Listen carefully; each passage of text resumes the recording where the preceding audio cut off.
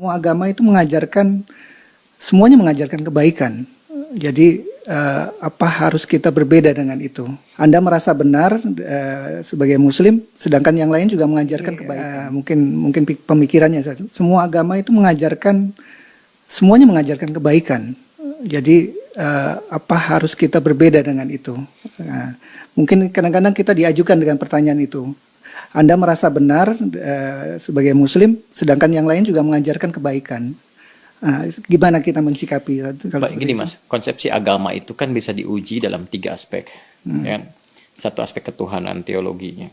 Yang kedua aspek ibadah, tata cara dia ibadah. Yang ketiga muamalah, yang mengatur pedoman dalam berinteraksi secara sosial. Ya kan? Oke, boleh jadi di aspek yang ketiga, semua menunjuk kepada yang benar. Mengajarkan interaksi yang benar dengan sesama. Silahkan Anda cek ya. Pasti semua agama mengatakan harus jujur, nggak boleh mencuri, kan? Nggak boleh berzina dan sebagainya. Jadi kalau ada yang membolehkan berzina, menipu dan sebagainya, dipertanyakan konsepsi keagamaannya. Di aspek yang ketiga ini, secara hukum sosial, semua bisa sepakat. Tapi dikatakan agama harus memenuhi unsur 2 lagi. Konsepsi ibadahnya bagaimana? Di agama pasti ada ibadah, karena ibadah itu konsekuensi dari keadaan seorang hamba yang menuhankan sosok Tuhan. Pembuktian dari sifat menuhankan itu adalah ibadah. Harus menyembah Tuhannya. Bagaimana konsepsinya? Caranya bagaimana dia beribadah? Diatur tidak? Cara dia ibadah seperti apa? Ditunaikan kapan? Bagaimana teknisnya? Apa maknanya? Apa hikmahnya? Apa implementasi ibadah itu bagi kehidupan? Di titik ini pasti akan ada perbedaan. Saya sebagai Muslim, ya, dengan saudara-saudari kita sebangsa setanah air dan non-Muslim, konsepsi ibadahnya pasti beda. Ya, saya di Islam. Kenapa saya meyakini Islam misalnya? Karena konsepsi ibadah saya, ya, yang saya jalani dalam Islam, itu menurut saya yang paling sesuai, paling lengkap, paling akurat, paling rasional. Ya, dari sisi sholatnya misalnya, ibadah pokok itu kan sholat. Waktunya jelas diatur. Kapan saya mesti sholat? Panggilannya jelas. Kemudian bagaimana penampilan saya saat akan menunaikan sholat jelas. Apa yang harus saya lakukan sebelum sholat jelas. Sebelum sholat kamu wudhu dulu. Ada langsung firmannya dari Allah. Bukan rekayasa manusia. Bukan buatan Nabi Muhammad SAW. Kan? Langsung dari Tuhan. Nih, Quran surah ke-5 ayat yang ke-6. Ini cara wudhunya begini. Diatur. Diterangkan oleh Rasul. Begini prakteknya. Kemudian sebelum sholat kenakan pakaian yang terbaik. Bahkan sejak ada panggilan dari masjid kita dengar. Quran surah ke-7 ayat 31. Ya bani Adam khudzu zinatakum inda kulli masjid. Kemudian setelah itu diatur bagaimana cara memulai ibadahnya. Dari mulai takbir pembuka sampai dengan salam. Dijelaskan selain cara, maknanya apa. Kenapa tangannya begini. Kenapa bacaannya ini. Artinya apa. Hikmahnya apa. Lalu kaitan dengan implementasi kehidupannya bagaimana. Apa dampak sholat kepada kehidupan. Turun banyak ayat. Inna salata tanha anil fahsya'i wal munkar. Quran surah ke-29 ayat ke-45. Nanti sholat ada kaitan dengan ketenangan hati, sholat kunci kebahagiaan, kesuksesan, dan dibuktikan oleh jejak sejarah. Orang-orang dulu ketika dia sholatnya benar, terjadi itu semua. Nah, ini yang menjadikan kita yakin sebagai Muslim memeluk Islam. Bagi penganut agama lain, punya konsepsi sendiri. Kita nggak bisa paksakan semua sama di titik ini dalam konsep keberagamaan. Apalagi kalau sudah masuk ke konsep teologis, ketuhanan. Ya kan? Nah, untuk menentukan agama ini, ya, benar sebagai agama, kan mesti punya konsep ketuhanan. Nah, Islam pun menawarkan kepada kita secara ilmiah dan objektif untuk menguji bagaimana sih standar untuk menetapkan zat itu sebagai Tuhan. Ya kan? Apa ukuran-ukurannya? Maka Islam menyampaikan. Misalnya di Quran surah ke-42 Asy-Syura ayat yang ke-11. Laisa kamitslihi syai' di ujung ayatnya. Ya, sifat Tuhan itu nggak boleh sama dengan selain Tuhan. Ya, harus beda. 100% harus berbeda. Ya, jadi kalau misalnya manusia ini lemah, maka Tuhan mesti lebih kuat.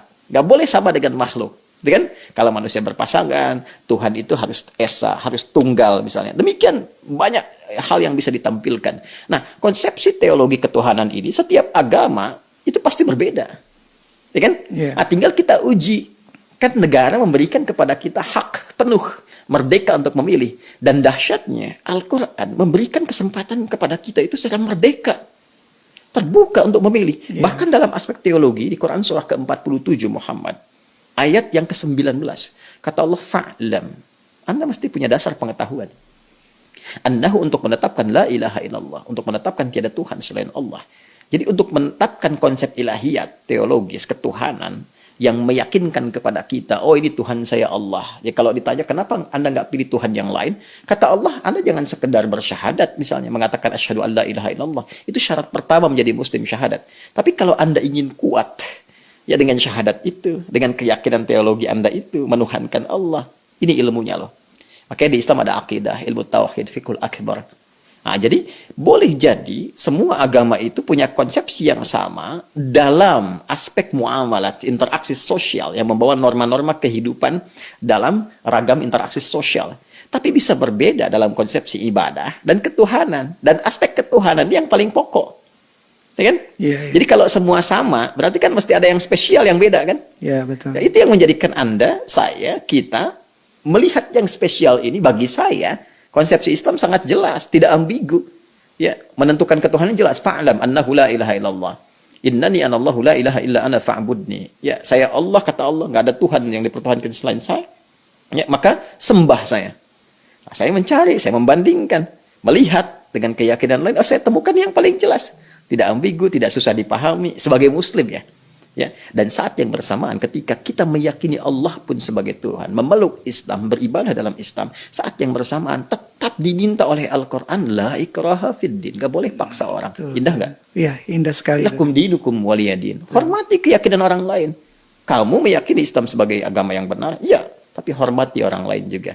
Ya, jelaskan keislaman Anda itu lewat penampilan Anda, karakter Anda, perilaku Anda, sifat dan sikap Anda. Kalau ditanya, jelaskan, jawab, dan sebagainya. Masya Allah. Indah nggak? Indah, Pak. Ya, jadi di situ titik perbedaannya. Jadi nggak bisa kita katakan semua agama sama, karena konsepsi dasarnya itu berbeda. Iya, iya. Paham sekarang ya? Betul, betul. Nah, kalau paham berarti nggak ditanya lagi. Ya, mungkin kita luruskan, Ustaz. Jadi, Berarti ada yang bengkok. iya. Ya, yang diluruskan pernyataan saya atau ada masalah nih di luar. Yang berkembang sampai Anda angkat kaki itu. Yang berkembang di masyarakat, Ustaz. Jadi, Muslim yang semakin berilmu, otomatis makin toleran terhadap masyarakat di sekitarnya. Mungkin bisa dibilang begitu, Ustaz. Ya, bisa disimpulkan demikian toleran dalam aspek-aspek yang perlu ditoleransi. Betul, betul, betul. Dan ini ekspresi toleransi itu pun sesuai dengan kebutuhannya. Jadi jangan berlebihan juga. Nggak bisa toleran itu misalnya, ini lebih berkembang lagi, ikut-ikutan beribadah sesuai dengan agama-agama orang lain. Ya, nggak mungkin itu ya. Anda nggak bisa toleransi ikut ke tempat ibadah orang. Justru itu intoleran yang sangat tinggi. Iya. Paham nggak maksudnya? Paham, Ustaz. Paham. Apa coba? Ulang lagi nanti. Bukan. Intoleran yang sangat tinggi. Kenapa? Iya, Kenapa? Karena saat dia kebebasan. hadir di tempat orang itu, hati dia meyakini bahwa itu salah.